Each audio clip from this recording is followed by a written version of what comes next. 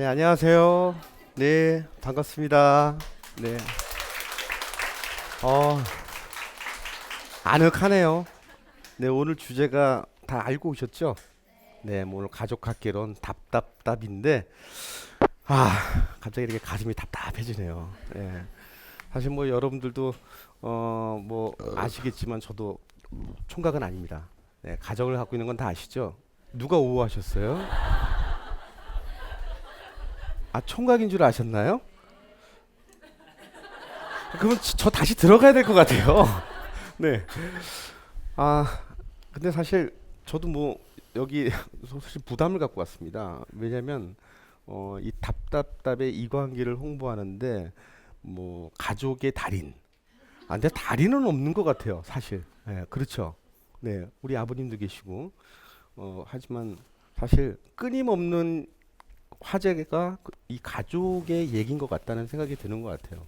저는 뭐 사실 우리 큰딸이 하나 있고요. 사춘기를 끝내고 이제 고등학교 2학년 딸이 하나 있고 그리고 5살짜리 늦둥이가 하나 있습니다. 근데 하루라도 얘 편안한 날이 없어요. 예. 어느 날은 우리 막내만 보고 그냥 얘 하나가 너무 말 잘 들으니까 감사하다. 그리고 사춘기가 지나서 우리 큰딸이 요즘에 이제 미술을 공부하는데 또 열심히 하나 보다. 근데 하나가 잠잠하면 이쪽에서 하나 터지고 또 이쪽이 또 잠잠해지려면 이쪽 요즘에 또 우리 막둥이가요 말을 그렇게 잘 듣다가 5살 되니까 이제 슬슬 본색을 드러내기 시작합니다. 싫어라는 말을 하기 시작했습니다. 무슨 말만 하면 싫어 싫어 그런 얘기를 하더라고요. 근데 제가 요즘 이 가족을 얘기할 때 제가 요즘 그 빼놓을 수 없는 얘기가 저는 캠핑을 항상 사람들한테 얘기를 합니다. 저는 요즘에 캠핑에 빠졌습니다. 왜냐면 우리 늦둥이 때문에. 그걸 왜 빠졌냐면요. 제가 예전에 우리 늦둥이 아이가 4살 때 이화여대학교에 있는 그 대강당에서 카봇이라는 뮤지컬을 하더라고요. 카봇, 아이들이 좋아하는 카봇, 또 뭐 터닝 메카드. 이거 혹시 아시는 분 계세요? 터닝 메카드 아세요? 오, 어떻게 아세요? 손주? 역시 가족 중에 손주가 있으면 압니다. 하지만 결혼 안 하신 분들은 아마 모르실 거예요. 최고 인기입니다. 그 뮤지컬을 보는데 마지막 장면에서 갑자기 제가 막 가슴이 막 뜨거워지는 거예요. 왜 뜨거워졌냐면요. 우리 아버지가 생각이 나더라고요. 저희 아버지가 내가 한 6살 때 한참 뭐 세종문화회관 별관에 줄 서서 로버트 태권브이 보여주고 그 태권도 막 마루차라치 뭐 그런 거 보여주고 막 그런 게 생각이 나는 거예요. 그러면서 갑자기 우리 아버지가 그립더라고요. 저희 아버지는 돌아가셨거든요.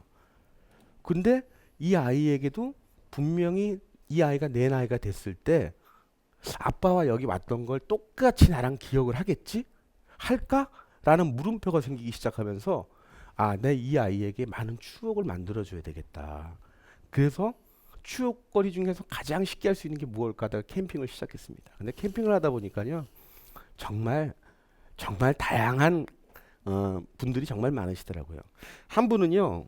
인천의 꽃바지라는 닉네임이 있습니다. 인천의 꽃바지. 어. 왜 웃기죠? 예. 근데 되게 과묵하시고 되게 가부장적인 아저씨였어요. 그리고 거의 가정이 위기에 도달했었어요. 아이들과 대화가 없었어요. 왜냐하면 회사에서 일하고 열심히 일하고 모든 요즘 아버지들이 얘기가 그걸 거예요. 가족의 소중하게 하다 보면 또 직장을 또 포기해야 되는 부분이 있고 이게 무게 중심이 어디다 둬야 될지 모를 때가 참 많은 것 같아요. 근데 직장에다 두다 보니까 가족이 소홀해지니까 아이들과 남편과의 관계, 부인과의 관계가 서먹서먹해지기 시작한 거예요. 그래서 자기가 너무 속상한 거예요. 그래서 거의 위기 상황까지 왔었대요. 근데 자기가 너무 힘들어서 술 한 잔 먹고 집에 들어가는데 갑자기 그 시장 골목지에 가는데 거기서 그 땡땡이 꽃 아줌마 몸빼바지 있죠. 그게 팔더래요. 그래서 그거를 사왔대요. 그리고 집 앞에서 그거를 입고 몸빼바지를 입고 그냥 들어간 거예요. 술 기운에. 딱 들어갔는데 아이들이 그걸 보더니만 갑자기 깔깔대고 웃더라는 거예요. 그러면 그리고 웃어? 이거 봐라. 대화를 몰랐던 거예요. 근데 깔깔대고 웃으니까 이 아버지가 더 신이 난 거예요. 그러면서 그 자녀들 앞에서 막 춤을 추기 시작한 거예요. 어떤 춤인지 대충 상상 가시겠죠? 네, 막춤입니다. 그러니까 아이들이 좋아하더래요. 그러고 나서 이분이 항상 캠핑장에 올 때는 그 꽃, 꽃바지를 입고 오십니다. 예. 그래서 참, 이 가족을 회복하기 위해서, 가족 간의 사랑을 위해서 결국은 노력이 필요한 것 같아요. 노력을 필요하는데 저도 사실 노력해도 잘 안 될 때가 참 많아요. 여러분들도 하다 보면은 10까지 노력을 해야 되는데 나는 7까지 노력했는데 그 나머지 3이 부족해갖고 포기하는 경우가 참 많아요. 그럴 때는 아무래도 우리 또 전문가 선생님을 또 모시고 그리고 인생의 경험 많으신 분들을 또 우리가 모시고 멘토로 삼는 것도 우리에게 어떻게 큰 도움이 될 거라고 생각합니다. 오늘 그 답에서 이게 답이 될 수도 있고 더 답답해질 수도 있어요. 하지만 오늘 답답해지지는 않을 것 같아요. 우리 이분을 통해서 정말 이 가족학 개론에서 진정한 답이 무엇인지 정답은 없습니다. 하지만 그 길을 찾아갈 수 있는 길을 안내 줄 수 있는 길 안내자는 되지 않을까. 왜냐하면 저는 결혼 이제 19년 차인데요. 이분은 벌써 이제 30년을 넘으셨습니다. 아무래도 여기 계신 분들의 어떻게 보면 길잡이가 되주실 분이죠. 여기 아시죠? 누구 때문에 오셨는지. 네, 우리 조정민 목사님을 박수로 모시도록 하겠습니다. 네.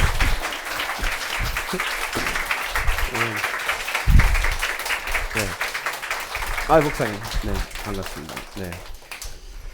항상 저희 목사님하고는요, 벌써 이제 두 번째 이렇게 토론을 합니다. 근데 항상 제가 혼란스러울 때가 많아요. 보통 저를 초대를 해주시고 저에게 질문을 주시는데 제가 질문을 해야 되는 상황들이 거의 많다 보니까 전 이번 섭외 들어올 때도 저에게 질문을 해주시는 줄 알았어요. 근데 결국은 또 제가 또 질문을 해드려야 되는 그런 방식이 또 됐습니다. 하지만 저뿐만 아니라 우리 많은 연예인들, 가족들에게 항상 정신적으로 많은 길잡이를 해주시는데 사실 결혼하신 지 벌써 몇 년 되셨죠? 31년 지났네요. 31년이요? 네.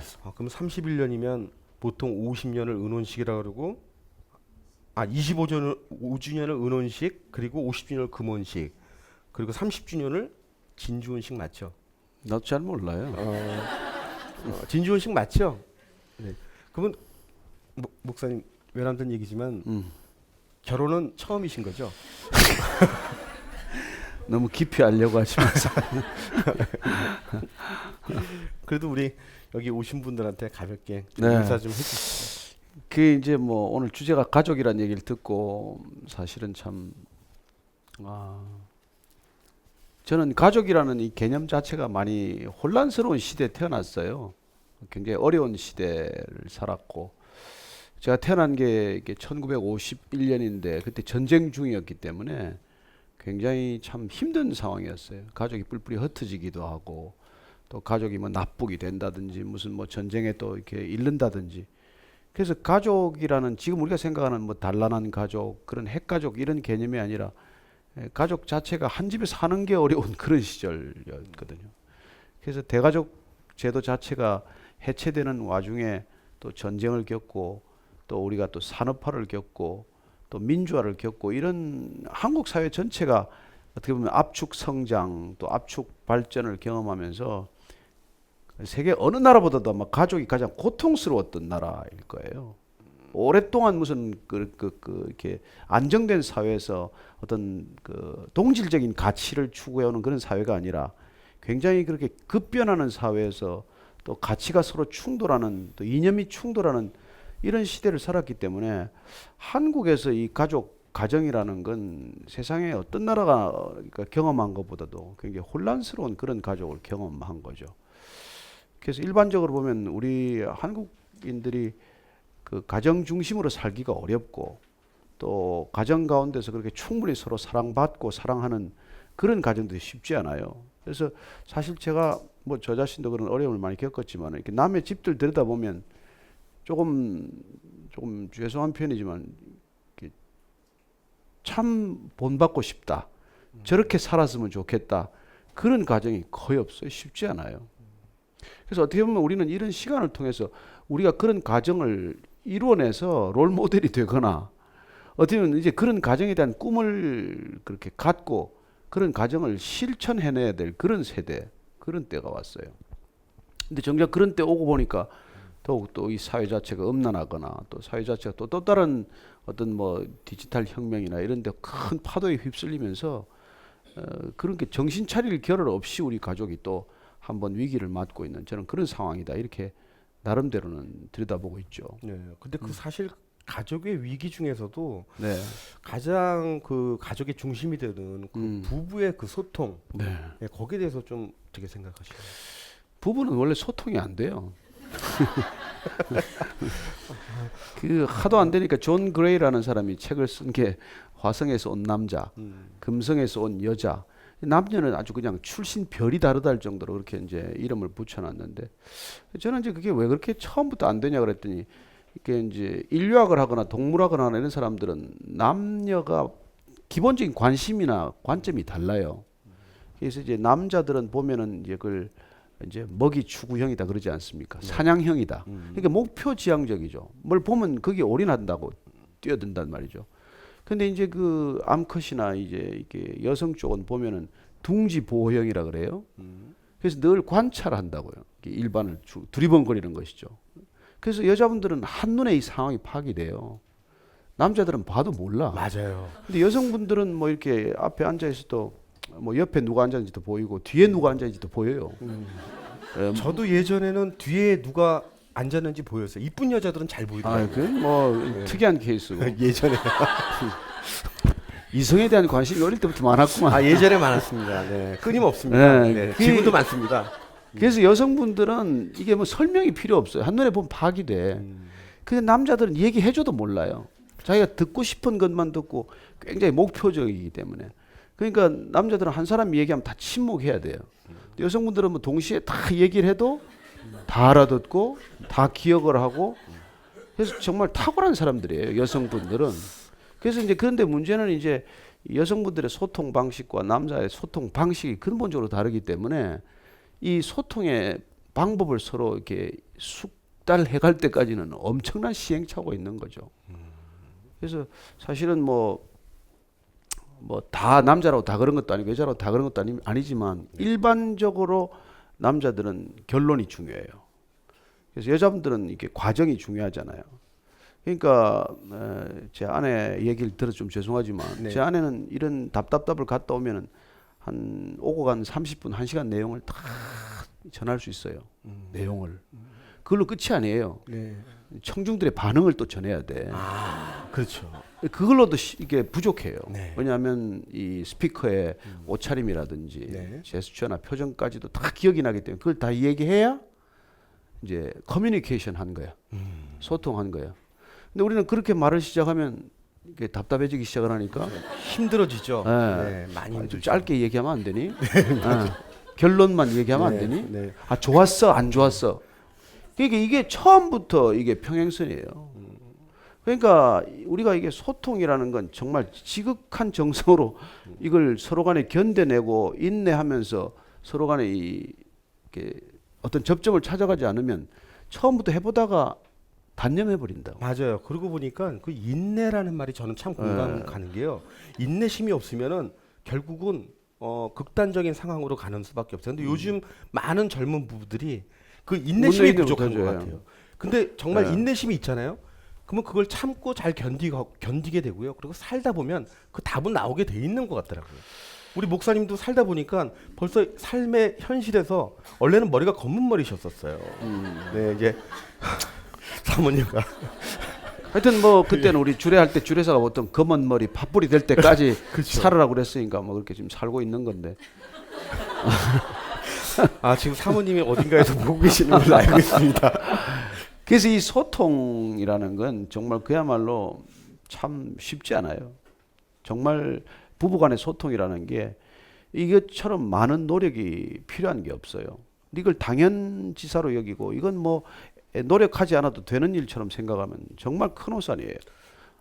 연애할 때는 뭐 쉬웠죠, 그죠? 그렇죠. 왜 제가 쉬웠죠, 질문 그래서? 한번 네. 하고 싶은 게 뭐냐면요. 이런 것도 어떻게 보면 소통의 방법인지.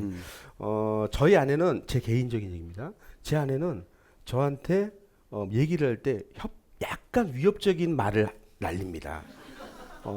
당신 잘해. 나도 옆에서 당신 곁에 영원히 있으라는 법은 없어. 근데 그런 말을 가끔씩 저한테 하는데, 근데 그럴 때마다 제가 뜨끔뜨끔해갖고 더 잘해야지. 왜냐면 저는 우리 아내 없이 못 살 것 같다는 생각이 들어서. 근데 그것도 어떻게 보면 하나의 소통의 일환인가요? 아니면 제가 그냥 노예처럼 끌려가는 건가요? 뭐 말대로 협박이네. 근데 이제 그 왜 협박하냐면 소통이 부족하다는 뜻이에요. 그래서 사실 소통은 이렇게 한 1단계, 2단계, 3단계 좀 이렇게 예. 깊어지는 소통의 단계가 있어요. 그런 걸 거쳐가야 소통이 되는 건데 처음에는 연애할 때는 소통이 필요가 없어요. 사랑이 너무 크니까. 네. 그야말로 그냥 같이 있기만 해도 좋고 그냥 무슨 말을 해도 이미 다 받아주는 거죠. 그러니까 사랑할 때는 무슨 얘기를 해도 오해가 되지 않아요. 근데 그게 식어 버리면 문제가 되는 것이죠. 그게 식으면 무슨 말을 해도 다 오해가 돼요. 알겠습니다. 그게 심각한 겁니다. 그래서 이게 소통이 안 된다는 게 아니라 사실은 사랑이 식어버린 거거든요. 사랑할 때도 소통이 된 게 아니에요. 그냥 일방적으로 들어준 거예요.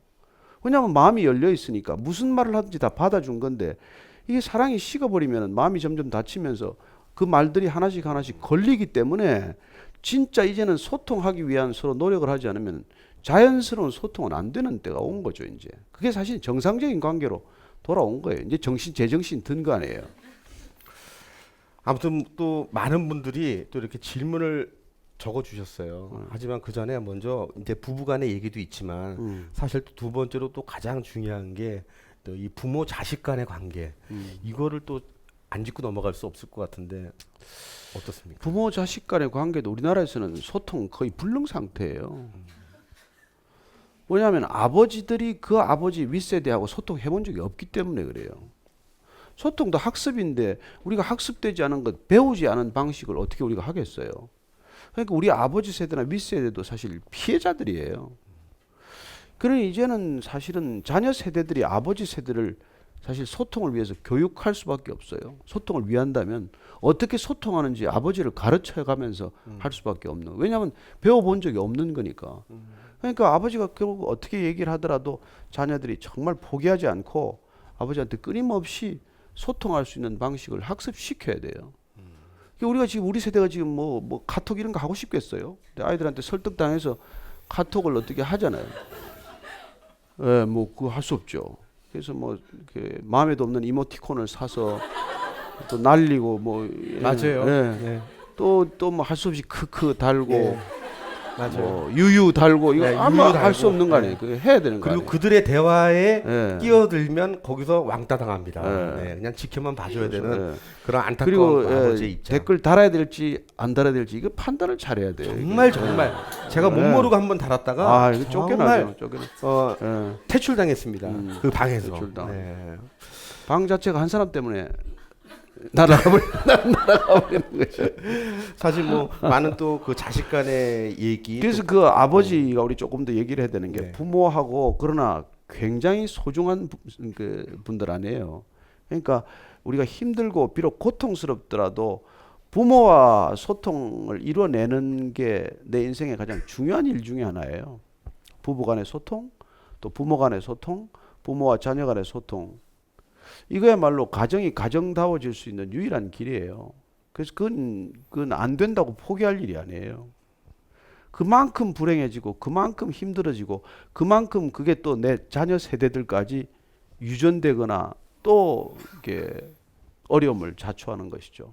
그러니까 저희들이 이 아버지 학교라는 게 많이 소개가 되지 않았어요? 그 아버지 학교에 가면 모토가 하나예요. 아버지가 살아야 가정이 산다. 그래서 그 아버지가 어떻게 하면은 정말 가장으로서 제 역할을 감당할 수 있겠냐. 근데 그 문제를 풀어가는 방식은 결국 그 본인이 아버지하고 화해하는 거란 말이에요. 화해로부터. 아버지를 용서하고 그 아버지로부터 용서받는 어떤 그런 절차를 거쳐요. 그럴 때 비로소 이게 장벽이 허물어지고 정말 그 부모가 자녀하고 한번 아버지와 아들이 껴안고 통곡을 하는 시간을 거치고 나면 그러면 비로소 그 사람이 다른 이웃들과도 소통할 수 있는 존재가 되는 것이죠. 그래서 아버지를 용서하고 아버지로부터 용서받는 것. 그게 가정이 하나 바로 서는데 너무나 중요한 일이라는 걸 거기서는 가르치고 있죠. 그래서 제가 오랫동안 거기 가보기도 하고 또 거기서 강의도 하고 그런 경험들을 많이 봤는데 그 아버지가 자기 아버지를 용서하고 나서야 비로소 아들을 이해하게 되고 또 아들과 소통을 시작할 수 있는 그런 많은 사례들을 보게 됩니다. 근데 사실 이 가족하면 너무나도 넓은 것 같아요. 뭐 부부도 있고 그리고 자식 간의 관계도 있고 그리고 또 어떻게 보면 그 형제 자매들 때문에 또 힘들어하시는 분들도 그렇죠, 많죠. 있고 아니 뭐 그것 대다수죠. 때문에 그 형제 자매들 그 힘들어하는 그 부분에 대해서는 좀 뭐 말씀 좀 해주실 도움 주실 말씀이 좀 있습니다. 요새 뭐 신문에 나오니까 뭐 신문을 열심히 보면은 아, 신문 열심히 보니까 첫째는 재산이 많으면 싸운다. 그런 것 같아요. 그렇죠, 그렇죠. 근데 재산이 너무 많지도 않은데 너무 얼마 되지도 않는 것 같고도 더 피 튀기시는 분들이 있더라고요. 별거 아닌 분. 그건 작기 때문에 싸운다. 작기 때문에 싸우는 건가요? 서로 뭐 그럴 수도 찾기 있고. 위해서요. 근데 그 원래 형제라는 건 우리가 처음부터 겪는 어떤 경쟁 대상 아니에요. 그래서 그 부모가 사실은 이 형제들이나 자매들 간의 관계를 처음부터 잘 이렇게 조율하는 이런 지혜로운 부모를 만나면 좋겠지만 우리 부모들이 사실 어려서부터 좀 지혜롭지 못하게 이 형제들이나 자녀들 간에 이 경쟁심을 부추긴다든지 또 그 편애를 통해서 아이들에게 깊은 상처를 준다든지 하는 이런 일을 통해서 우리 사실 가정에서부터 인격이 이렇게 뭐랄까 깨지는 또 자아상이 이렇게 깨지는 그런 일들을 많이 경험하는 것이죠. 그것도 사실 부모 책임이에요. 자녀들이 나면서부터 뭐 그렇게 뭐 죽도록 믿게 하겠어요. 그런데 이제 부모의 편애나 부모의 이제 지나친 이제 일방적인 의존이나 이런 것들이 가족 전체를 힘들게 만드는 것이고 형제들이나 자매들이 그 때문에 오히려 정말 더 부모 때문에 어려워지는 걸 또 경험하게 돼요. 진짜 오늘 이 자리에 와봤지만 여기서 그 답답답에 대한 해답을 찾으러 왔는데요. 오늘 지금 이 말씀을 들으면서 제 가슴이 더 답답해지기도 합니다. 근데 많은 분들이 또 이렇게 익명으로 본인들의 사연들을 이렇게 질문을 주셨어요. 이제 그 중에 한 분이 이제 그 부모와 가족에 대한 얘기입니다. 안녕하세요. 답답한 가족에 문제가 있어 질문을 드립니다. 경제적으로 무능력한 아버지, 조현병으로 고통받는 어머니, 그리고 알바 혹은 계약직만 1년씩 일하다 쉬다 반복하는 동생. 이렇게 애증의 가족이라서 지금껏 참고 혼자 부양해 왔는데요. 지난달 부모님의 빚까지 상환을 마치고 나니 이제라도 내 삶을 살아야겠다는 마음에 독립을 결심하게 되었습니다. 하지만 가족이라서 힘든 상황을 모른 척 할 수도 없고 어디까지 챙겨야 하고 어느 부분으로 스스로 할 수 있도록 놔둬야 하는지 모르겠습니다. 매일 기대고 은근슬쩍 요구하시는 부모님 때문에 정말 화가 나고요. 이럴 때는 부모님 공경도 안 됩니다. 이런 가족들 앞에서 내가 어떻게 살아가는 게 현명한 방법인지 궁금합니다. 조언 부탁합니다. 이렇게 질문을 주셨어요. 그냥 듣는데 내가 답답하네. 무슨 참 시원한 답이 있겠어요. 근데 이제 저는 이제 살아오면서 그런 생각을 해요. 정말 혼자서 감당해야 되는 이런 일들이 있거든요. 온 집안의 책임을 혼자 이렇게 져야 하는 이런 상황이 있는데 피할 수 있습니다. 어떤 사람은 그냥 뭐 이민을 훌쩍 떠나기도 하고 어떤 사람은 이런 것들 때문에 그냥 아예 집을 등지고 이렇게 출가를 해버리는 사람도 있고 그렇잖아요. 여러 가지 대응을 할 수가 있습니다. 근데 이제 제가 이렇게 어떤 대응을 하든 사람들 쭉 지켜보면서 오랫도록 그 책임을 다한 사람들은 나중에 그 책임에 걸맞는 보상이 있다는 걸 알게 되었어요. 첫째는 그 성품 자체가 보상이에요. 그 책임을 안 질 수도 있고 피할 수도 있고 그냥 그걸 버릴 수도 있는데 그 책임을 내가 스스로 떠안는 그런 훈련을 통해서 성품이나 인격은 돈으로 환산할 수 없는 것 아니에요. 그런 것들이 안에 생겨 있는 그런 것들을 보게 돼요. 얼마나 아름다운 인격인지 몰라요.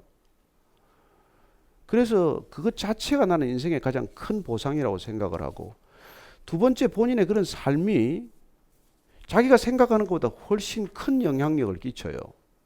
저분은 어떻게 저렇게 살 수 있을까? 실제로 저는 그런 분을 보고 있어요.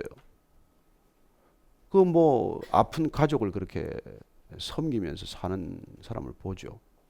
그럴 때 그 사람은 말하지 않아도, 우리처럼 뭐 설교하지 않아도, 무슨 학교에서 가르치지 않아도 그 삶이 본인이 상상하는 것 이상으로 그런 잠잠한 파문을 일으키고 영향을 끼친다는 거예요.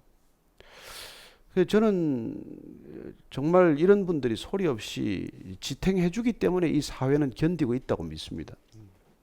우리가 여전히 자기중심적인 사회고 내 개인적인 이해관계가 딱 맞닥뜨리면 우리는 자신의 이익을 붙들고 가지만, 그러나 그런 어려운 상황에서 가족을 위해서 희생하고 헌신하는 것들이 어리석어 보일지라도, 누구나 다 어리석어 보이고 누구나 왜 저렇게 손해보냐 그렇게 생각할지 모르지만, 또 심지어 넌 왜 그러고 사니? 넌 이제 네 인생을 살아. 너도 그만해. 그렇게 쉽게 얘기하는 사람들도 있고 그 얘기를 따르고 싶은 유혹도 크지만, 그럼에도 불구하고 본인이 자기를 절제하면서 자기 자신을 이렇게 버리듯이 살아가는 사람 보면요, 정말 고통스럽지만 그 고통보다도 훨씬 큰 보상이 있다는 걸 저는 믿었으면 좋겠어요. 그건 돈으로 따질 수 없는 거예요. 누가 볼 때 뭐 그걸 그렇게 뭐 금방 알아주지 않죠. 그러나 분명한 것은 시간 지나면 모든 건 다 드러나게 되고, 그리고 그분의 삶을 우리가 존중하게 되는 것이죠. 저는 뭐 이분한테 뭐라고 제가 이렇게 결론을 드릴 수는 없어요. 그러니 앞으로 그렇게 사십시오. 아닙니다. 이제 그만하시면 됐습니다. 이런 답을 드리고 싶지만 그럴 수는 없고, 본인이 그러나 이 어려운 과정을 겪어온 걸 한 번 더 돌아보시고, 그리고 살아왔던 것 속에서 내가 또 스스로 찾을 수 있고 스스로 발견할 수 있는 것들을 한 번 더 따져보고, 그리고 다음 단계로 한 번 더 본인의 삶을 정리했으면 좋을 것 같네요. 그렇죠. 이렇게 좀 차곡차곡 한 단계 한 단계씩 이렇게 밟아가는 것도 어떻게 보면 우리 도움이 되지 않을까라는 생각이 듭니다. 그리고 또 한 분의 또 질문이신데요. 저는 일남이녀의 장녀인 저는요, 스스로 집안을 일으켜야 한다는 생각합니다. 내가 성공해야 동생들과 부모님이 편해진다는 강박관념이 유독 심해요. 친구들은 이런 제게 장녀 콤플렉스라고 이제 너만 생각해야 한다고 애정어린 핀잔을 줍니다. 장녀 콤플렉스, 마지로서 책임감이 강하다라고 긍정적으로 표현할 수 있지만, 정말 가끔은요, 막중한 책임감과 압박감에 다 내려두고 싶다는 생각이 들기도 해요. 이런 상황이 닥쳤을 때 이 답답함을 어떻게 생각하면 보다 건설적인 방향으로 나아갈 수 있을까요? 라고 질문을 주셨어요. 저는 이 가족들과의 관계를 우리가 건강하게 지탱해 나가기 위해서는 사실은 가장 중요한 게 나 자신과의 관계예요. 그래서 내가 내 자신하고 늘 대화하는 그런 시간들을 따로 떼어둘 필요가 있어요. 왜냐하면 나도 지치고 때로는 나도 그만두고 싶고 나도 도망가고 싶은 존재이기 때문에, 그런 나를 객관적으로 볼 수 있는 시간, 그런 나를 또 위로할 시간이 필요한 거죠. 어떻게 보면 아침에 뭐 잠시라도 차 한 잔을 두고 앉아 있더라도 그 나를 앞에다 두고 차를 한 잔 하면서 대화를 한번 시작해 보는 건 어떻겠어요? 너 요즘 힘들지? 너 사실 솔직히 그만두고 싶지? 그럼 너 좀 쉬려무나. 그러면 너무 힘드니까. 그렇게 나를 달래고 나하고 이 얘기하는 것들을 우리가 조금 더 이제 뭐 다른 종교적인 표현을 하자면 타 종교에서 말하던 어떤 수행이 될 수도 있는 것이고, 또 어떤 종교에서는 그걸 기도라고 표현할 수도 있는 것이고, 또 어떤 종교에서는 그걸 자기 성찰이라고도 표시할 수 있는 거죠. 그런 어떤 우리는 종교적인 표현을 우리가 쓰고 있지만 조금 더 깊은 내적인 어떤 삶의 모습으로 들여다보면 그건 자기와의 대화일 수도 있고, 자기를 꾸준히 이렇게 설득하고 인정하는 어떤 그런 시간들이기도 해요. 내가 나를 용납하지 못하면 누구도 사실은 용납 못하게 되거든요. 그래서 점점 가족 관계가 어려워져요. 그래서 우선은 건강한 가족 관계를 위해서 내가 나를 받아들이고 내가 나를 수용하고 내가 나를 회복시키는 그런 시간들이 필요하다는 것이죠. 그게 성숙한 단계나 관계로 나아가기 위해서는 굉장히 중요한 일입니다. 그래서 여러분들이 종교적인 신앙을 가지고 있다면 뭐 그런 신앙적인 방법을 통해서 그걸 하실 수 있겠지만, 그게 없다고 하더라도 늘 나를 조금 이렇게 객관화시키는 노력이 필요하다는 것이죠. 왜냐하면 건강하게 내가 나를 보지 못하면 내가 나를 과대평가하거나 과소평가하게 되는 것이죠. 그래서 내가 나를 과대평가하면 교만해지기가 쉽고 내가 나를 과소평가하면 우리가 이렇게 좌절하거나 절망하거나 낙심하기가 쉽잖아요. 그래서 내가 나를 객관적으로 나를 바라보는 훈련을 하면 그러면 분노가 사라져요. 그러면 가족 간의 관계라는 게 사실 분노하기 쉽거든요. 왜냐하면 가깝기 때문에 더 쉽게 폭발해요. 직장에서 우리가 그렇게 막 고함 지르지 않잖아요. 어려운 관계고 조심해야 되고 어느 정도 선이 있으니까. 그러나 우리는 가까이 있다라는 이유로 함부로 얘기하거나 그냥 막 감정을 지나치게 직설적으로 표현하거나 이런단 말이에요. 이제 그런 것들이 왜 그렇게 일어나는 거 하니까 나 자신을 이렇게 객관적으로 다루는 태도가 훈련되어 있지 않기 때문에 그게 가까운 사람들한테 그냥 폭발하고 마는 것이죠. 그래서 저는 여러분들이 건강한 가정, 건강한 가족 관계를 위해서 늘 내가 나 자신부터 먼저 대면해서 나를 잘 설득하고 나를 잘 이렇게 회복시키는 시간들이 필요하다는 것이죠. 그러고 보니까 이 건강한 가족이라는 게 참 중요한 것 같아요. 저도 보면 이렇게 건강하고 올바르게 살아가려고 노력하는 사람들한테는요, 뭔가 이렇게 부탁을 하고 싶지가 않아요. 왜? 부탁을 안 들어줄 것 같기 때문에. 예. 근데 그것도 어떻게 보면 자기를 만들어 나가는 방법이 아닐까 하는 생각이 든 것 같습니다. 정말 저도 뭐 목사님도 아시겠지만 저도 너무나도 힘들 때 있었지만 그 힘듦을 겪을 때 정말 내 자신에게 질문을 던지고 그리고 저는 기도도 많이 하고 하면서 제가 이렇게 기다리니까 그 기다린 만큼 그것을 결국 내가 이렇게 살다 보니까 내가 이렇게 살고 있는 것만으로도 감사하다라는 생각이 들더라고요. 그러다 보니까 그 안에서 여러 가지 살들이 하나씩 하나씩 기쁨들이 나한테 다가오더라고요. 그러니까 내가 분명 가족들 때문에 힘들더라도 이거를 힘들다 생각하면 정말 힘들어지는 거고요. 그리고 이 고난이 결국 나에게 언젠가는 축복으로 돌아갈 거야. 그 축복을 기다리고 있으면 그 고난도 그렇게 어렵지 않다는 생각이 들더라고요. 아마 그 목사님이 말씀하신 말씀에 저도 너무 공감하고요. 그리고 또 한 분이 이번에는 참 그 자식을 그 어머니의 그 사연입니다. 싱글맘의 사연이에요. 네. 안녕하세요. 저는 작년부터 친정에서 5살 남자아이를 키우고 있는 싱글맘입니다. 아이가 어릴 때는 잘 몰랐는데 5살이 되니 딱 우리 중선아이네요. 주변 친구들과 우리 가족이 다름을 느끼나 봅니다. 또래 친구들이 아빠와 다니는 모습을 보거나 아빠 이야기를 할 때면 괜히 아이가 안쓰러워 보입니다. 다행히도 아이는 매 주말마다 아빠와 시간을 보내고요. 할머니, 할아버지 사랑을 듬뿍 받으며 건강하게 자라고 있습니다. 그런데 제가 아이에게 우리 가족에 대해 어떻게 설명을 해줘야 할지, 왜 아빠와 따로 사는지 알려줘야 할지 고민이 많이 듭니다. 어떻게 조언을 하는 게 좋을까요? 5살 아이에게. 저는 뭐 그 가장 중요한 건 아이하고 솔직한 관계예요. 5살이면 못 알아들을 것 같아도 다 알아들어요, 사실은.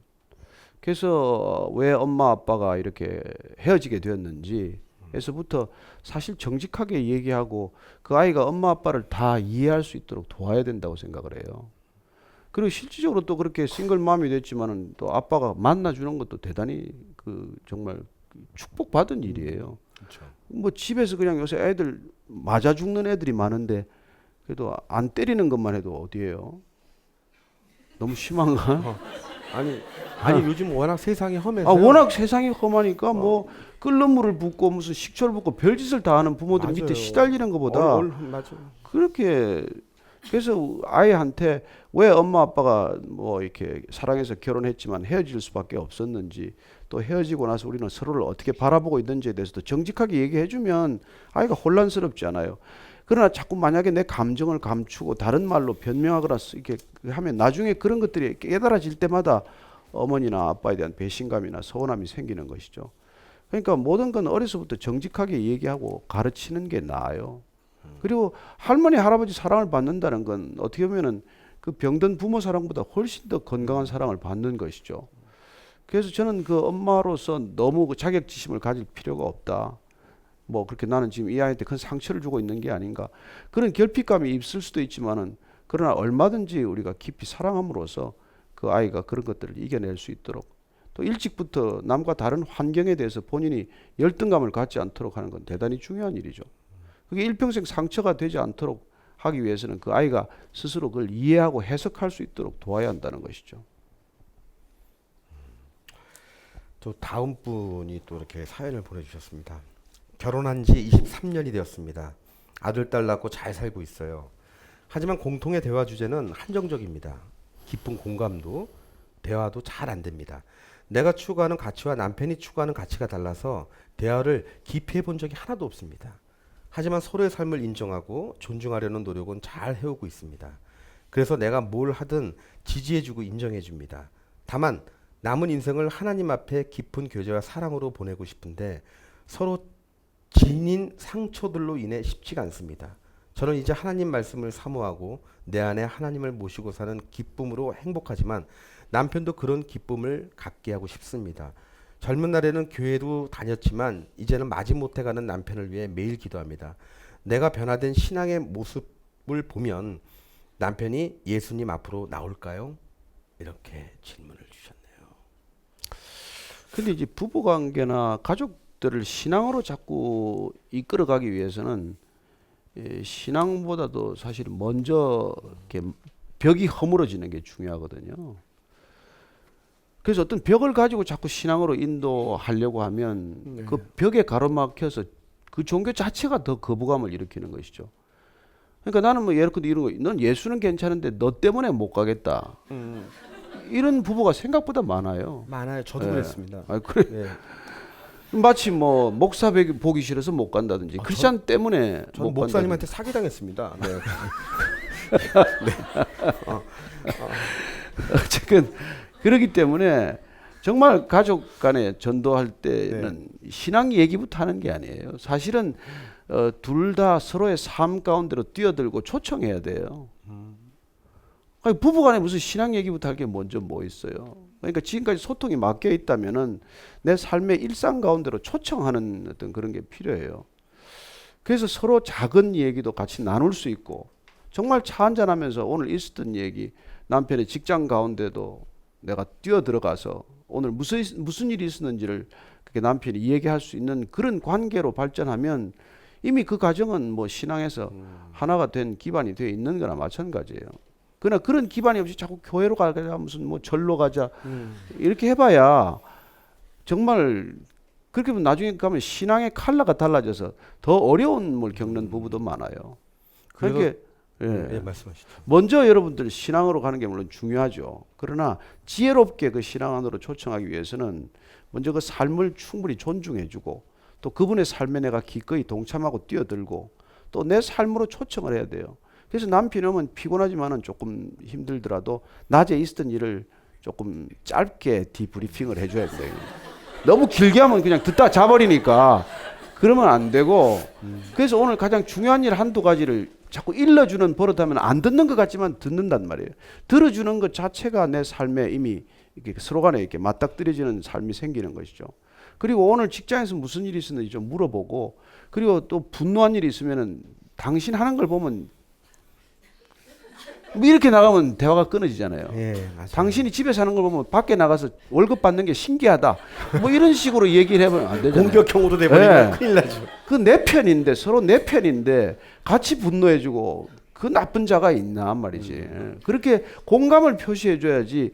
당신은 지금까지 월급 받는 게 신기해. 뭐 이렇게 나가면 이거 대화가 안 되는 되는 거죠. 예, 그러니까 정말 지혜롭게 대화를 풀어감으로써 부부간의 벽이 허물어지면 신앙 안으로는 자연히 같이 가게 돼 있어요. 정말 그건 뭐 시간이 걸리지만 조금 장기적으로 가야지. 그냥 쇳불도 단김에 뺏는 식으로 그렇게 전도되지 않아요. 그리고 그렇게 온다고 해서 신앙이 또 바른 신앙으로 선뜻 가지는 것도 아니에요. 그래서 저는 여러분들이 정말 신앙 얘기는 뭐 하고 싶은 마음이 굴뚝 같지만 그게 가장 중요하다는 걸 알긴 알지만 그걸 모르는 상대하고 대화할 때는 우선 그 삶의 영역이 서로 겹쳐지는 부분을 찾아야 되는 것이죠. 그 예수님은 뭐 우물가에서 뭐 이상한 여자 만나가지고도 너 남편이 5이나 있었구나. 6째도 네 남편 아니네. 이런 얘기를 하면서 야 이거 점쟁이구나 뭐 이런 생각이 들고 말이죠. 그래서 야 너 맨날 우물가에 왔지만 물 마시면 또 목마르지 않냐. 근데 내가 있는 물은 마시면 너 목마르지 않을걸. 이렇게 삶 가운데로 접촉해 들어가듯이 우리는 정말 그 사람을 소중하게 생각하면 그 사람이 알아듣는 언어로 그 사람의 공감하는 그런 상황 속으로 우리가 걸어 들어가는 것이죠. 그래서 너무 그렇게 지금 문제의 핵심은 남편하고 소통이 오랫동안 단절돼 있어서 그 소통의 물꼬를 어떻게 털어가느냐 이게 더 중요한 일이죠. 만약에 이 부부가 개인적으로 목사님한테 상담을 원하신다면 상담을 해주실 의향이 있으신가요? 제가 상담사는 아니고 또 왜 목사는 그냥 와서 그냥 자꾸 상담하려는지 모르겠어. 나도 시간이 아까운 사람인데 죽겠어요. 네. 공통점을 찾아가는 게 참 중요한 것 같아요. 결론은 그겁니다. 공통점을 찾아가자는 거. 일단 결혼해서 사랑으로는 모든 게 시작은 단추를 낍니다. 그렇죠? 뭐 공통점이 없어도 사랑하면 콩깍지가 씌어갖고 어떻게든지 살아요. 그러면 시간이 흘러가면서 점점 따로따로 놀기 시작합니다. 가는 길은 똑같은데 서로 마주 보면서 동네 이웃처럼 살아갑니다. 근데 그 이웃이 아니라 목사님 말씀하시는 거는 서로 살아가면서 점점 이제는 맨 처음에는 어렵지만 이게 살아가면서 머리가 팥뿌리가 되도록 점점 이게 좁혀져야 되는 거죠. 관계가. 왜냐하면 결혼해서 10년 차, 20년 차 가면서 점점 벌어지면 큰일 나는 거지만 지금도 늦지 않았다는 거죠. 23년 차지만 지금도 충분히 부부간의 그 간격을 좁혀서 서로의 공통점을 찾아가면 꼭 종교가 아니더라도 서로 간의 대화를 펼칠 수 있는 답을 찾을 수 있다는 말씀을 해주신 것 같아요. 그리고 참 중요한 게 이렇게 그 합일점을 찾아가거나 이렇게 그 어떤 서로 간의 장벽을 허물어 갈 때 점점 시간이 지날수록 이렇게 신뢰가 생겨야 되는 것이죠. 그러니까 정말 부부간에는 작은 거짓말도 해서는 안 됩니다. 너무너무 중요한 얘기예요. 우리가 무슨 유치원에서 거짓말하라 이 차원의 얘기가 아니고 가장 가까운 사람하고는 절대 거짓말해서는 안 돼요. 그리고 가장 가까운 사람한테 믿음을 주는 게 인생의 성공이에요. 멀리 있는 사람한테 인정받는 건 성공이 아니에요. 가장 가까운 사람, 나한테 가장 소중한 사람한테 내가 전적으로 이렇게 존중받고 또 그분이 나를 신뢰하는 것, 그것보다 인생에 큰 그 성공이나 가치는 없어요. 그걸 우리가 자꾸 무시하고 밖에 나가서는 별 짓을 다 하고 다니면서 집에 들어와서 본색을 다 드러내면 가장 가까이 있는 사람, 24시간 있는 사람, 또 평생 살아야 될 사람한테 이렇게 정말 무시당하고 뭐 저게 뭐나 밖에 나가서 하는 건 다 쇼지, 저게 무슨 위선이지 뭐 저러지. 그렇게 되면은요 인생 전체가 파탄으로부터 시작하는 거예요. 언젠가 파탄으로 갈 걸 지금 그냥 미봉책으로 그냥 둘이 붙들고 있을 뿐이지 언제는 깨지고 말 일일걸요.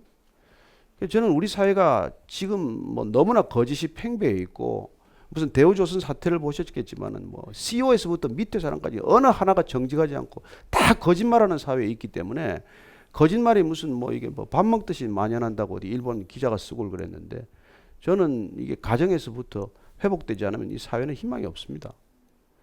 부부관계는 어떤 일이 있어도 이렇게 정직해야 돼요. 솔직해야 돼요.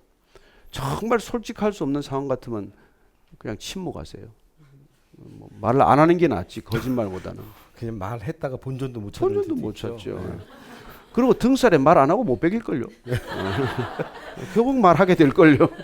근데 요즘 사실 부부들이요 20년 차, 30년 차 되면 이제 가장 사회적으로 왕성한 활동을 할 시기라서 어떻게 보면은 좀 가족과 특히 부인과의 시간을 만들려고 하는 그 노력도 중요한 거죠. 제가 그 아는 좋은 CEO들은요 그렇게 바쁘고 그렇게 뭐 돈을 벌면서도 정말 어떤 분은 일주일에 그 한 시간은 꼭 점심은 아내하고 늘 정해진 요일 날 식사를 하는 분이 계세요. 정말 저는 그런 분들 우리가 본받을 만한 분들이라고 생각을 해요. 가장 소중한 분하고 먼저 약속을 해놓고 나머지 약속하면 되는 것이죠. 그렇게 아내하고 뭐 한번 약속을 한다든지 또 차 한 잔을 하더라도 짧은 시간 동안 서로 깊은 어떤 대화를 할 수 있는 그런 관계를 만들지 않으면 그냥 사라질 뿐이지 더 가까워지기는 어렵죠. 그리고 먼 훗날 가보면은 너무 달라져 있어서 더 이상 공감대가 없고 얘기해봐야 아무 감흥이 없는 거죠. 그 얘기도 하다가 봐야 자꾸 얘기거리가 되는 거고 또 대화가 자꾸 하다가 깊어지는 거지. 그냥 대화를 한번 우리 깊이 한번 해보자. 그게 되냐고요. 아이들하고도 마찬가지 아닙니까? 이제 너 한번 내가 너 속에 있는 얘기 한번 해봐라. 이미 마음 문을 다 닫아놓고 그렇죠. 이제 마음을 강제로 열어보라면 문이 안 열리거든요. 깊이 있는 얘기하다가 깊이 늪으로 빠지죠. 네. 네. 이번에 사연은요, 이제 한 어머님께서 이제 자기 그 본인의 그 아들과 그 남편의 그 관계를 걱정해서 이렇게 보내주셨습니다. 저희는 중2 사춘기 외계인들과 동고동락하는 아이들입니다. 부모입니다. 아들과 딸 쌍둥이 자녀인데요. 너무 답답한 것은요, 아들과 아빠의 관계가 어릴 때부터 좋지 않았는데 지금도 서로 너무 원수 같습니다. 마침 이 아들이 제 아들 이름 준서라고 있는데 이름이 똑같네요.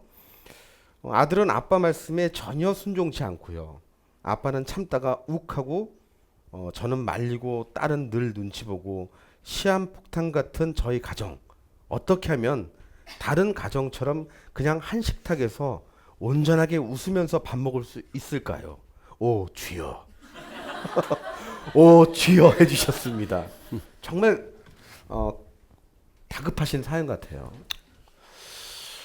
참 아버지도 이해가 되고 다 이해가 되긴 하는데 저는 이런 가족은 정말 비상한 결심을 해야 돼요. 부모가 어떤 일보다도 이게 중요하다는 것부터 인식을 해야 돼요.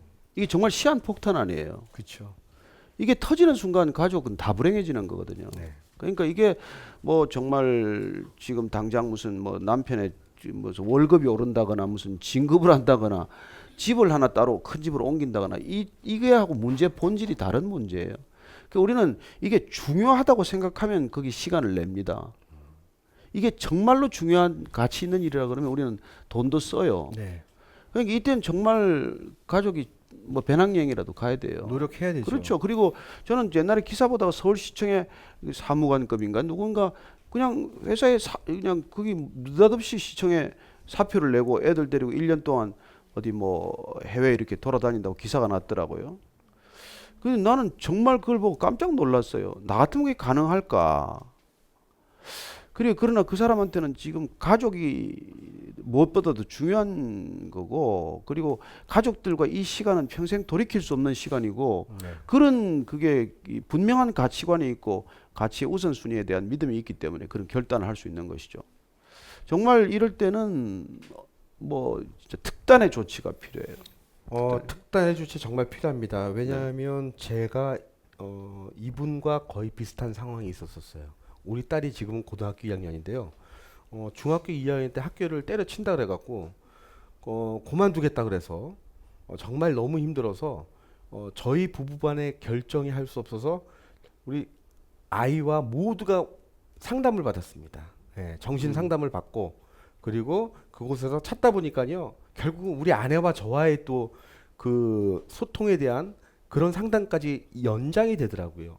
결국 그 아이의 교육이지만 그 아이의 교육이 결국 모든 게 가정에서 시작됐다는 것을 원인을 알고 그 다음에 우리가 그거를 해답을 찾아 나가니까 우리 딸도 노력하고 저희도 노력하다 보니까 지금은 아이가 그걸 인정을 해줬어요. 학교 그만두고 싶다는 것을 우리 인정해줘. 그러면 자퇴해.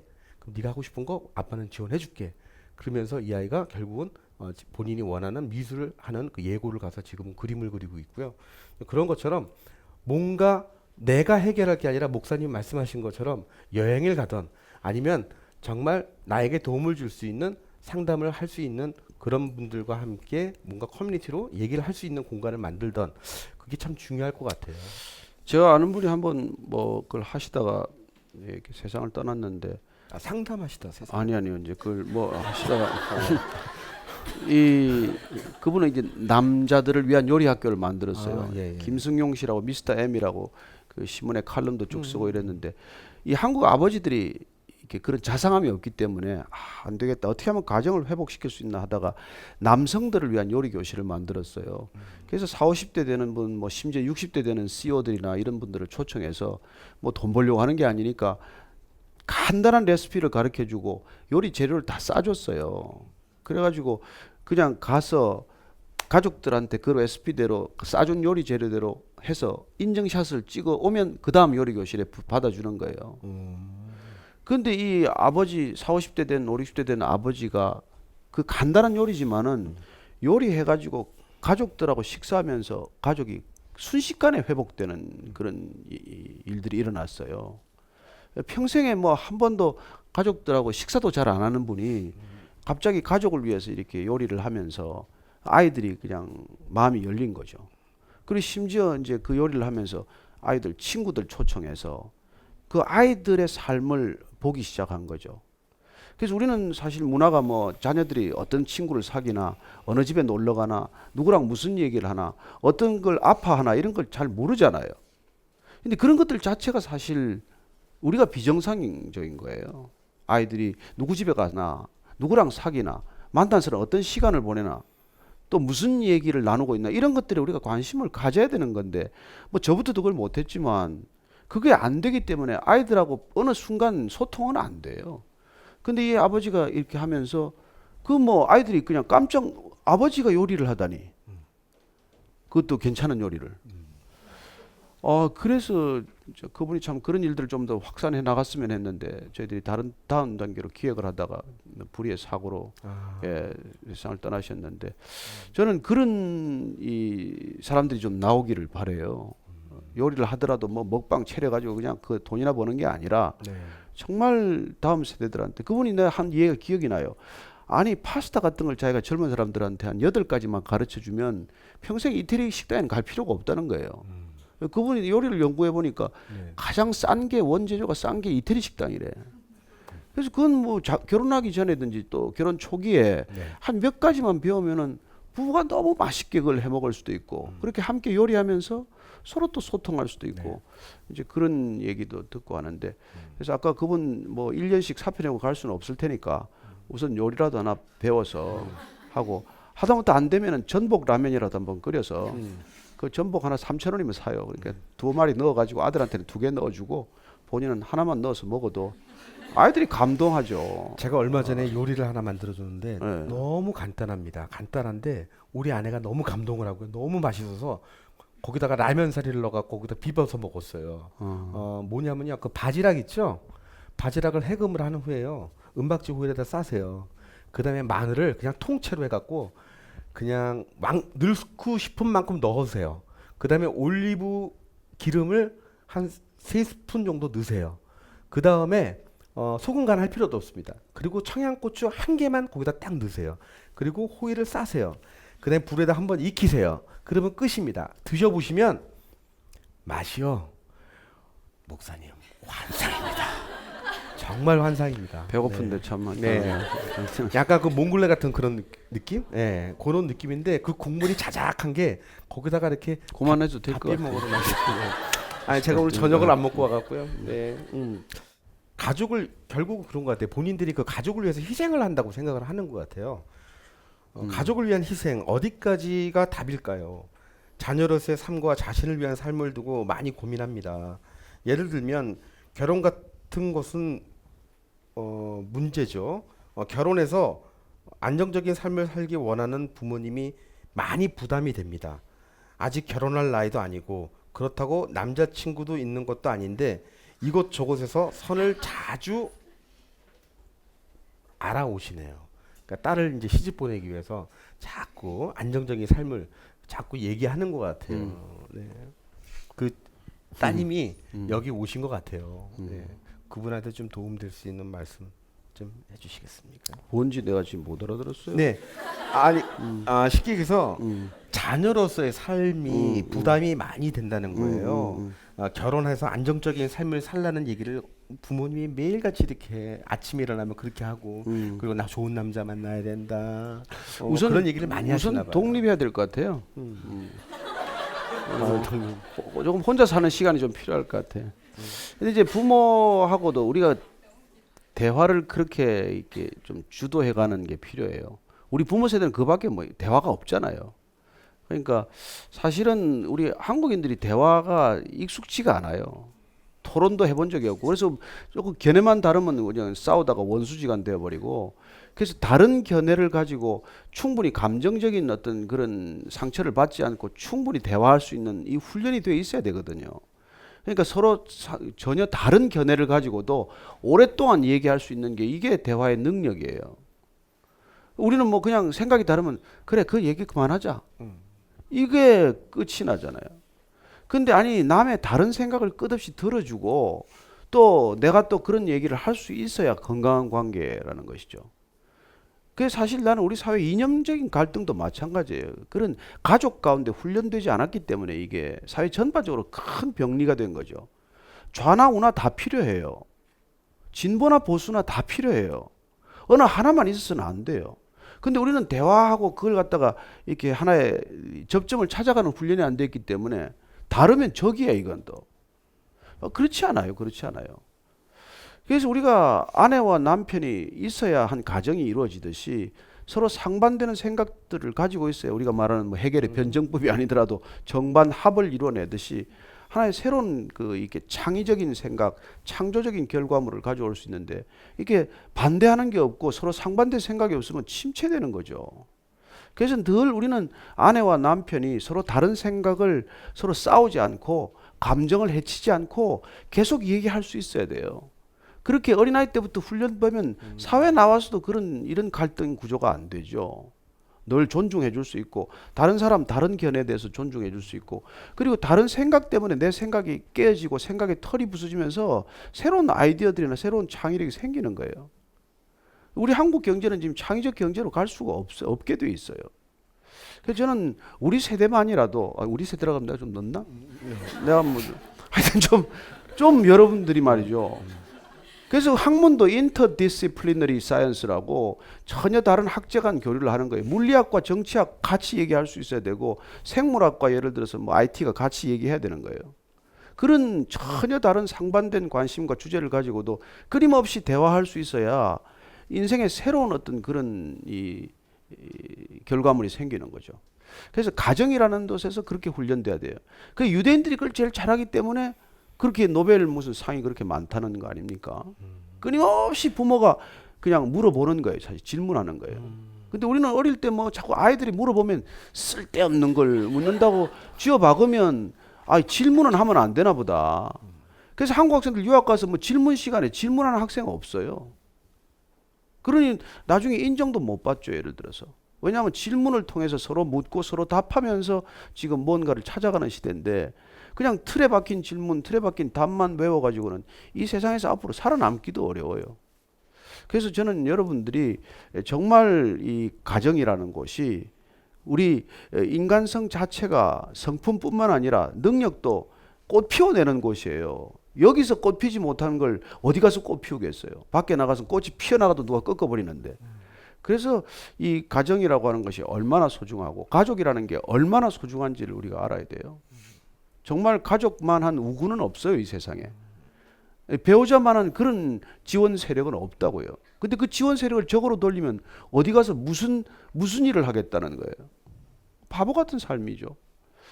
그래서 저는 여러분들이 오늘 여기 잠깐 오셨지만 정말 가족에 대해서 새로운 눈뜨기를 바라고 배우자나 가장 가까이 있는 사람들한테 우리가 진짜 삶의 기준을 한번 새롭게 정하고 돌아갔으면 하는 것이죠.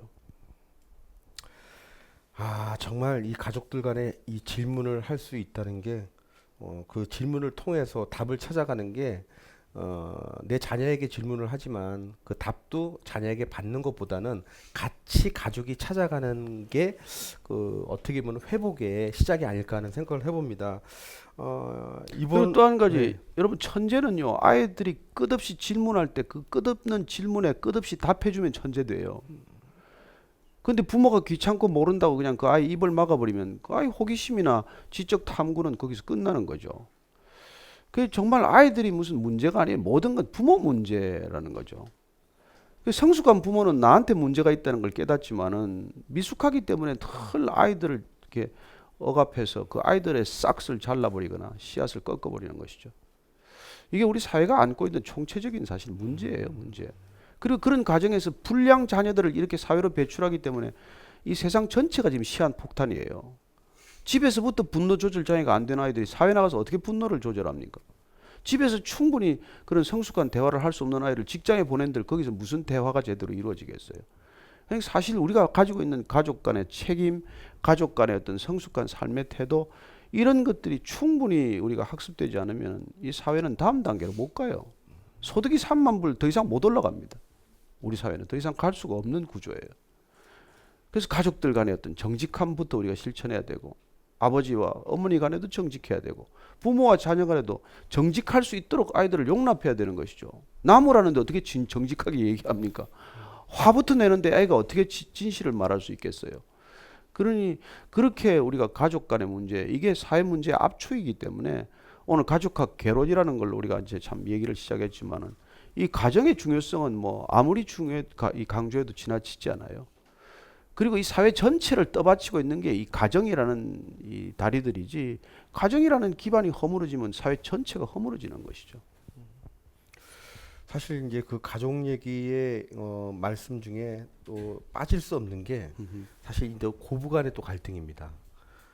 이 고부간의 갈등 중에서 이 시어머니와 그 며느리의 갈등도 있지만 그 중간에 그 중간에 누가 끼어 있겠습니까? 그 남편의 입장이 참 어느 쪽으로 편을 들어야 될지, 그 이분이 어머니가 나이 들수록 아내 편 들기가 점점 너무 어렵습니다. 그래서 이 어려운 상황을 어떻게 좀 지혜롭게 펼칠 수 있을지 또 질문을 주셨어요. 그런데 이제 뭐 이게 시자가 들어가면 뭐 여름 휴가 시드니도 안 간다고 그러는데 시카고 시드니도 안 가고 뭐 그런 게 근데 이게 정말 부부가 서로 사랑하면 부모도 이렇게 존중하게 돼요. 근데 그게 시댁이 됐건 친정이 됐건 부모가 싫어지는 까닭은 사실은 부부관계 금이 가 있다는 거거든요. 그래서 내 부모한테 잘하라 그렇게 말할 필요 없어요. 정말 아내한테 그 마음을 충분히 주면 그 아내가 나한테 대한 마음이 열림으로써 내 부모한테 대한 마음도 열리는 거지. 나는 시원찮게 하면서 너는 왜 내 부모한테 이렇게 하냐라고 말하는 건 맞지가 않죠. 아니 누구 때문에 만난 부모인데 내가 왜 그분을 통하지 않고 그 부모한테 잘해야 돼요. 그건 부당한 요구죠. 그리고 또 내가 장인 장모한테 그렇게 내 마음을 다해서 하면, 아니 여자도 그렇게 내 부모한테 잘하는데 그렇게 시부모한테 그렇게 못되게 하는 부모가 그런 여자들이 많겠어요? 그냥 서로 상호적이라고요. 그 옛날에는 우리 때는 뭐 이게 여자 쪽은 뭘 그걸 안 했는데 요새는 뭐 자기 부모님이나 장인 장모님이나 똑같이 하잖아요. 뭐 축의금이 됐건 네. 조의금이 됐건 이런 걸 다 같이 하는 문화가 됐잖아요. 그러니까 양쪽 부모에 대해서 균등하게 하는 것이죠. 그리고 정말 그 아내가 이 입장을 세워줄 때 아내가 할 수 있는 몫을 충분히 인정해 줘야 돼요. 그 아내 몰래 자꾸 내가 하면, 부모한테 잘하면 결국 아내한테 의심을 받게 되고 그 아내 때문에 그 오히려 더 관계가 힘들어져요. 그러니까 뭐 아내가 뭘 하겠다 그러면 내가 절제하고, 또 내가 하더라도 그런 데 대해서 비밀이 없어야 돼요. 그리고 균등하게 해야 되고 사실은. 그래서 저는 여러분들이 조금 더 지혜롭게 하면 어른에 대한 관계도 저는 충분히 풀어갈 수 있다고 믿습니다. 다만 정말 솔직하게 부부간에 그걸 나눌 수 있어야 된다는 것이죠. 근데 예전에는 보면은 뭐 아내 눈치 보고 뭐 괜히 혼자서 그렇게 잘한다고 중간에 끼어가지고 하다가 나중에 관계가 다 이렇게 사방에 다 흐트러지는데, 저는 그런 어리석은 짓을 하지 말고 솔직히 깨놓고 아내하고 합의가 일어날 때까지 계속 얘기해야 돼요. 사실은 나는 이 정도로 돕고 싶다. 그런데 당신 생각은 어떠냐? 그래서 조금 서로 간에 이견을 절충하면서 부모와의 관계도 풀어가야 되는 것이죠. 다만 원칙을 따진다면 부부가 중심이어야 한다는 거예요. 부부가 먼저라는 거예요. 그래서 왜냐하면 우리는 부부는 영무촌이라 그럽니다. 우리 한국에서 그러잖아요. 부모는 일촌이에요. 그러니까 부모보다도 아내가 남편이 더 가깝죠. 근데 촌수가 없기 때문에 우리는 옛날에 어른들이 자 돌아놓으면 남이다. 그렇게 자꾸 그렇게 부모들이 이제 그 사이를 비집고 들어와요. 너 여자 말 듣지 마라. 헤어지면 남이다. 남보다 못한 게 부부다. 뭐 이렇게 자꾸 끼고 들어오니까 그냥 그게 슬슬슬슬 갈라지기 시작하는 것이죠. 이 무촌이라는 거는 하나라는 뜻이에요. 촌수가 타인과의 관계가 아니에요. 그러니 부부가 한 몸이 아니라 한 마음이 되고 한 영혼이 됐다면 여러분 그건 다 내일인데 뭐 내일 남의 일이 어디 있어요. 거기까지 가야 되는 것이죠. 그래서 부부가 주어진 까닭은 인간이 인간을 초월하는 존재가 되는 것, 인간이 자기 자신을 초월하는 것이 부부로부터 시작이 되는 것이죠. 그래서 그걸 잘해야 돼요. 그게 성공하면은 본인은 정말 이 땅에 태어난 그런 목적과 의미를 충분히 느끼게 돼요. 근데 그게 안 되면 뭐 다른 거 잘해봐야 소용없어요. 나중에 죽을 때 되면 다 헛거예요. 헛거. 저는 힘들더라도 부부가 어떻게 하면 진정으로 하나 될 수 있는지 이걸 굉장히 깊이 생각하고 그리고 많은 노력을 기울여야 돼요. 절대로 그냥 되지 않습니다. 시간 지나면 좋아지는 관계는 없어요. 이 땅에. 그런 관계는 없습니다. 시간이 지날수록 좋아지기 위해서는 시간이 지날수록 더 많은 관심과 노력을 기울여야 하는 것이죠. 그럴 만한 가치가 있다는 걸 깨달으셔야 된다는 것이죠. 내가 뭐 완벽하게 하고 있다는 뜻은 아니에요. 저도 애쓰고 있다는 뜻입니다. 이렇게 말씀하시면 또 집에 들어가시면 또 사모님한테 이번에는요 사실 그 아빠와 아들의 관계를 좀 잘 풀어 나가려고 중간에 내가 어떤 역할을 해야 할까요? 질문을 주셨습니다. 큰아들이 연기를 너무 사랑해서요. 연영과 가려고 했는데 아빠가 반대를 하고 있습니다. 더군다나 재수한다고 해서 억지로 허락은 했지만 두 사람의 냉랭한 기운이 참 힘드네요. 남편의 마음도 이해는 되지만 아들을 투명인간 취급하는 게 너무 속이 상합니다. 그런 아들이 아빠 눈치 보는 것 같아 마음이 너무 아프네요. 아빠가 아들을 투명인간 취급한다. 시력이 나쁜 모양이구만. 네. 근데 이때 어머니가 조심해야 될 게 자칫 본인이 잘못 계제가 되면 아버지하고 아들 관계가 더 나빠져요. 그러니까 이 얘기 저 얘기 하면 안 되고 네. 우선은 남편하고 풀어야 될 게 정말 그 이 남편이 아들을 그냥 있는 그대로 받아들일 수 있도록 충분히 남편을 설득해야 돼요. 왜냐하면 그 부부도 아마 뭐 부모 허락을 받고 결혼하지도 않았을 거예요. 우리는 다 부모를 배신하고 때로는 부모를 등지고 부모 마음을 아프게 하고 자란 사람들이에요. 그러나 부모들이 우리를 기다려주고 참아주고 인내했기 때문에 여기까지 온 거죠. 그러니까 왜 아이를 인내해야 되는지에 대해서 정말 부부간에 먼저 합의가 돼야 돼요. 제일 혼란스러운 건 부부간의 시그널이 틀릴 때, 특별히 어릴 때는 아버지는 이런 얘기를 하고 엄마는 이런 얘기를 하면 애가 혼란스럽잖아요. 그러니까 자녀 교육에 있어서나 자녀들을 대하는 태도가 부모간에 적어도 어떤 합일 일치된 태도가 있어야 되는 것이죠. 그때 애가 부모를 존중하게 되는 것이지 둘이 이렇게 자꾸 입장이 다르고 말하는 게 다르면 혼란스러워요. 그리고 자기를 지지해주는 쪽이 자꾸 줄을 서지 않겠어요. 그러면 오히려 더 관계가 더 나빠지는 것이죠. 그래서 부부가 먼저라는 것, 그리고 우리는 너를 지원하는데 한 마음이라는 것, 그런 네. 걸 끊임없이 이렇게 아이한테 심어줄 필요가 있죠. 그러니까 아이한테 그 부모로서의 예. 어떤 신뢰감을 신뢰감을 확실하게 먼저 심어줘야 되는데 사실 많은 부부들이나 부모님들이요 어떻게 보면은 그 자식들한테 한다고 하는데 그 신뢰감을 잃은 부모님들이 참 많은 것 같아요. 그리고 우리 신뢰란 그렇지만은 여러분 쌓기는 어렵고 무너지는 건 한순간 아니에요. 근데 그 방법을 모르는 부모님들이 너무 많은 것 같아요. 신뢰감을 쌓고 싶은데 그 방법을 몰라서 방황하시는 부모들도 너무 많아요. 그래서 항상 남편은 남편대로 따로 고민하고 근데 같이 고민하면 되는데 그죠. 이상하게 같이 고민을 안 해요. 따로따로 고민을 하는 부부들이 꽤 있어요. 근데 이제 그걸 합리화시키더라고요. 참 어려웠던 건 저도 또 그런 경험을 했습니다만 신뢰가 깨져 있으면 말을 할수록 오해가 깊어져요. 그러니까 신뢰가 깨져 있을 때는 신뢰가 회복될 때까지 오히려 말을 줄이고 정말 진심을 담은 행동이 있어야 돼요.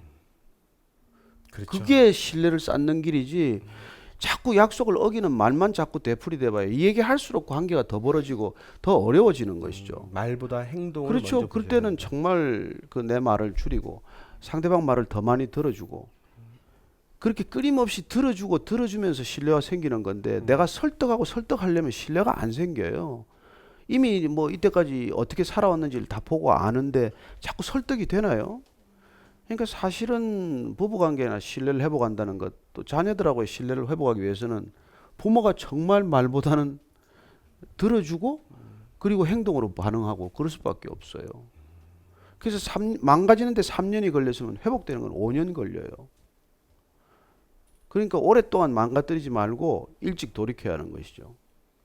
여러분 한 30년 망가뜨려 놓고 이제 오늘 모든 걸 우리 원점에서 새로 시작하자. 그게 되냐고요. 인간의 감정이 그렇게 됩니까? 제가 옛날에 그렇게 하다가 더 나빠졌어요, 관계가. 이제 술 먹고 밤에 늦게 들어오면은 네. 이제 좀 화가 나서 기다리고 있잖아요. 네. 그러면 들어왔는데 왜 화를 내냐? 아니 지금 들어왔는 이 시간부터 잘 지내면 되는 거 아니냐? 네.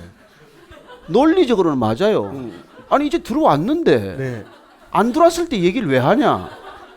이런 게 약이 오른단 말이에요. 야, 그래도 목사님은 다행이시네요. 저도 집에 들어가는 데는 저는 오히려 뭐 저한테 잔소리를 아니고 오히려 저한테 빗자루를 들고 저를 때리더라고요. 신혼 초에 서로 기선제압을 하기 위해서 그랬던 뭐 시절도 갑자기 또 기억이 나네요. 하지만 뭐 제가 지금은 한번 열심히 사실 살고 여부를 있습니다. 확인해 보겠습니다. 네. 빗자루였는지 몽둥이였는지. 네, 네, 네. 아무튼 저는 사실 오늘 이 답답답의 어떤 이 토론을 토크쇼 이곳에 오면서 아쉽다는 생각이 참 들었어요. 오늘 목사님이 딱 오시는데 왜 아내는 딱 그러는데 그냥 저 혼자 왔어요 했는데 우리 아내가 같이 왔었으면 너무 좋았겠다. 그리고 우리 부부에게도 심지어는 나에게도 도움이 되는 얘기고 여기 앉아 계시면 뭐 결혼하신 분, 결혼하지 않으신 분들 결국 이 얘기가 우리 가족의 얘기이기도 하고 나의 얘기라고 저는 생각을 하게 됐어요. 그래서 이 답답답에 대해서 제가 정말 아내와 자주 좀 와서 여기서 좀 내 마음이 노력하는 모습 그리고 회복되는 모습 그리고 저도 완벽하지가 않아요. 저도 인간이기 때문에 저도 똑같습니다. 알고 있어요. 네. 네. 근데 저도 제가 예전에 뭘 한 번 했냐면요. 그 개인적 사회적 책임에 대한 어떤 그 여론조사 이렇게 그 리서치하는 게 있더라고요. 전 그걸 해봤는데 나름 뭐 봉사 점수, 나눔 점수 그리고 사람들한테 하는 행동 그런 점수는 너무 좋아요. 근데 제가 이게 둥글둥글해야 되는데 이게 한쪽으로 이게 치우쳐 있는 거예요. 근데 가장 취약점이 가족이었더라고요. 그걸 제가 느꼈어요. 그래서 이걸 내가 회복해야 되겠구나. 더 많은 노력을 해야 되겠구나. 근데요. 이게 제가 사실 아주 오랜 동안 저도 이제 19년 되다 보니까 한 12년 동안은 제가 정말 아주 위태롭게 그래서 저는 우리 아내가 그래 너 그렇게 살려면 나는 애만 키우겠다. 그리고 외국으로 조기 유학을 같이 갔던 기억이 납니다. 근데 저는 그때도 공항에서는 눈물을 흘리면서 보냈어요. 근데 비행기에 보내놓고 제가 룸밀러 오는데 이 아이들을 떠나보내는 그리움 그게 있더라고요. 근데 그 룸밀러를 보는데 눈가에서 눈물이 흐르는 거예요. 근데 제 얼굴을 전체를 보는 순간 제가 깜짝 놀랐습니다. 입가에 미소가 띄고 있는 거예요. 그게 진짜 나의 속마음이었더라고요. 그러면서 속으로 뭐라고 외쳤냐면요. 됐어. 이젠 난 자유야. 그리고 주일날 교회 안 가도 될 것 같아. 그런 그 사탄들이 저를 막 휘어감더라고요. 예. 근데 조금 더 이 답답답이라는 이 토크쇼가 그 당시에 좀 있었더라면 제가 온 얼굴이 다 이렇게 가족에 대한 그리움으로 찼을 텐데 웃지 않았을 텐데 그런 생각을 다시 또 해보고요. 뭐 지금은 저는 그렇진 않습니다.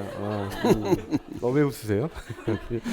오늘 아무튼 너무나도 유익한 거 얘기를 들었던 것 같아요. 어떻게 여러분들도 이 답답답에서 답은 없는 것 같아요. 살아보면서 답은 없지만 목사님께서 어떻게 가야 될 길을 이렇게 안내를 해주시는 길잡이가 오늘 좀 돼주시지 않았나 하는 생각이 듭니다. 만약 그렇게 생각해 주셨다면 여러분들 한번 박수로 반응을 좀 보여주세요. 네. 그리고 오늘 우리 와주신 우리 많은 우리 팬 여러분들에게 더 당부하고 싶은 얘기 이 한 가지만큼은 꼭 머릿속에 더 담아가셨으면 한다는 얘기 해주시죠. 이미 드린 말씀이지만은 이 가장 가까이 있는 사람한테 우리는 더 잘하는 어떤 그런 문화를 만들어야 돼요. 우리 한국 사람들 특히 유교적 문화에서 자란 사람들은 체면 문화나 뭐 과시 문화나 이런 게 많아서 이렇게 처음 보는 사람, 난 모르는 사람한테는 잘하는데 익숙한 사람, 가까이 있는 사람들한테는 좀 소홀하거나 이렇게 뭐 꼭 사랑하지 않아서가 아니라 일부러 무심해지는 때가 많은데 저는 그 순서가 좀 이렇게 이제는 바로 잡혀야 될 때가 됐다. 정말 가족이 소중하다면은 가장 소중한 가족한테 가장 우선적으로 시간도 내고 또 관심도 더 배려하고 그리고 그 가정을 지키기 위해서 정말 이제는 죽을 만큼 애를 써야 돼요. 그전에는 그냥 살아줬지만은 지금은 그냥 누가 살아주는 시대가 아니잖아요. 그래서 뭐 정말 진심을 담아서 잘 해야 되고 또 그 가족 간에서 오는 기쁨, 가족 간에 나누는 사랑이 건강하지 않으면 그게 튼튼하지 않으면은 꼭 밖에서 그런 걸 찾게 돼요. 그래서 제가 어제도 우리 그 뭐 저기 저 동성애 문제 때문에 동성애 집회도 문제요? 하고 네. 기도 모임도 가졌지만은 그 동성애자들 가운데 75%가 전부 결손 가정의 자녀로 드러났어요. 통계를 보니까 유전적인 요인은 사실이 다르더라고요. 그래서 그 보면은 결국은 이렇게 사랑받지 못한 자녀들이 엉뚱한 데 가서 찾는 것들이 그런 이 일탈이고 또 중독이고 또 그런 사회적인 이런 이슈들이 되는 거라는 거죠. 그래서 모든 게 사실은 그 가족 간에 나누지 못한 사랑, 진짜에서 우리가 이렇게 얻지 못한 것, 이걸 자꾸 가짜에서 찾고 밖에서 찾다가 일어나는 이 엄청난 우리가 이게 사회적인 병리를 보는 거죠.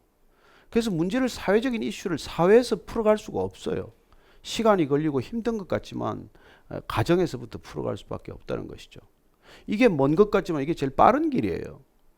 그래서 정말 진실로 우리가 가족들 간의 건강한 관계를 회복하는 거야말로 이 사회가 다시 정상적인 궤도로 돌아가는데 가장 출발점이라는 것입니다. 오늘 오신 분들은 그 가족의 소중함을 뭐 다 아신다고 믿지만 그러나 지금까지 해왔던 것도 또 소중한 노력들이 많겠지만 새로 어떻게 나는 해야 할 것인가? 나는 어떻게 더 깊은 관계로 나아갈 것인가? 어떻게 더 튼튼한 믿음과 신뢰관계로 나아갈 것인가? 그런 것에 관한 각자의 어떤 결심이나 또 결단이나 노력이 있었으면 하는 그런 마음입니다. 네, 오늘 이렇게 말씀해 주신 우리 목사님한테 너무 감사드리고요. 그리고 또 오늘 여러분들이 오늘 여기 오실 때 또 기증해 주신 그 책들은요. 이 독도를 지키는 해경들을 위한 독도 도서관에 또 기증이 됩니다. 또 그 책을 통해서 또 우리 경비대 해경 여러분들께서 또 가족에 대해서 더 한번 또 느낄 수 있는 시간이 됐으면 하는 바람이고요. 오늘 또 조정민의 답답답 또 다음 시간을 또 기대하면서 저도 기대가 되네요. 네, 오늘 이 시간 마치도록 하겠습니다. 네, 감사합니다. 네.